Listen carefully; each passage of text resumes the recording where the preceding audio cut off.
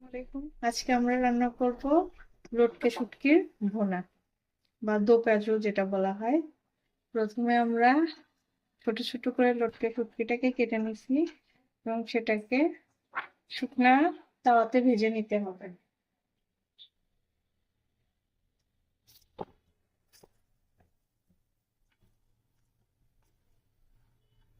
বেশি সময় না, হালকা কিছু সময় ভাজতেই হয়ে যাবে।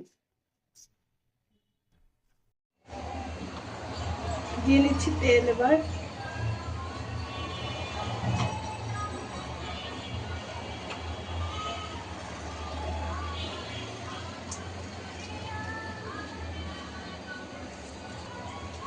দুইটা তেজপাতা, দুইটা এলাচ, দুইটা দারচিনি।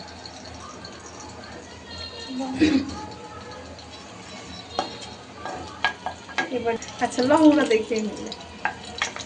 আচ্ছা, দুইটা লবঙ্গ দিয়ে দিয়েছি, সাথে দিয়ে দিব একটু বেশি পরিমাণে পেঁয়াজ, কারণ এটা পেঁয়াজ দিয়েই হবে। রেসিপিটা পুরোটা পেঁয়াজ আর রসুন।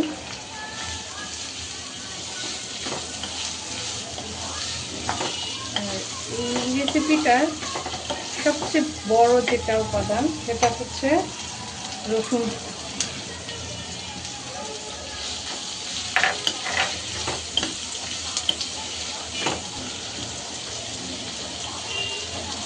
চুলা এখন মিডিয়াম থেকে একটু বেশি এরকম আঁচে রাখতে হবে, আস্তে আস্তে এটা কমানো হবে।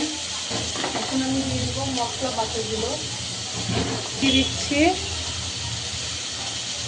এখন আমি দিচ্ছি লবণ 1 টেবিল চামচ, দিয়ে দিচ্ছি শুকনো মরিচের গুঁড়া।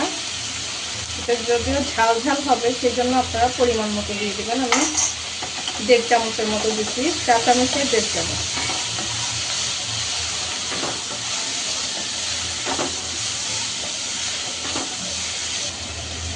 এবার দিচ্ছি হলুদ, এটা 4 চামচে 1/2 চামচ। দিয়ে দিচ্ছি ধনিয়া গুঁড়া, এটাও হলুদের সম পরিমাণ, অর্থাৎ 1 চা চামচের অর্ধেক। 1 চামচের মতো দিয়ে দিচ্ছি আদা রসুন বাটা। একটু বেশি দিলেও সমস্যা নাই। শুটকিগুলো ভেজে তারপর ঠান্ডা পানিতে কয়েকবার ধুয়ে যেন ময়লা না থাকে সেভাবে দিয়ে দিচ্ছি আমরা।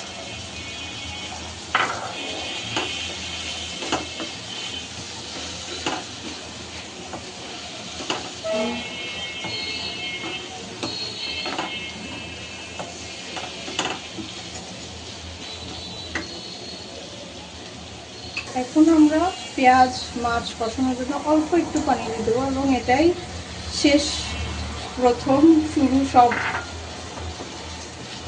এরপরে আর কোনো পানি অ্যাড করবো না।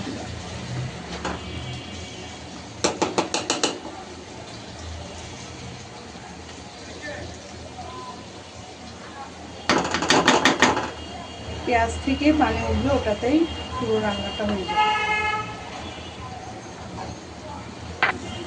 আমরা অল্প পরিমাণে দিয়ে দিচ্ছি জিরার পাউডার, না দিলেও হবে, তারপরে স্বাদ এবং ঘ্রাণ আনার জন্য এটা আমরা দিয়ে দিচ্ছি।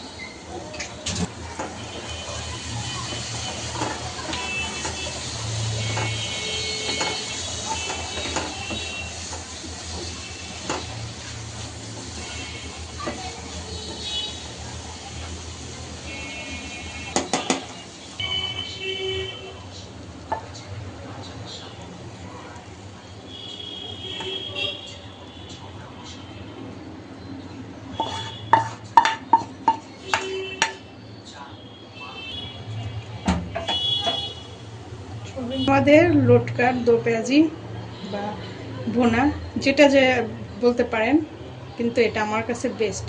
এটা আমার শাশুড়ি মার বেস্ট একটা রেসিপি।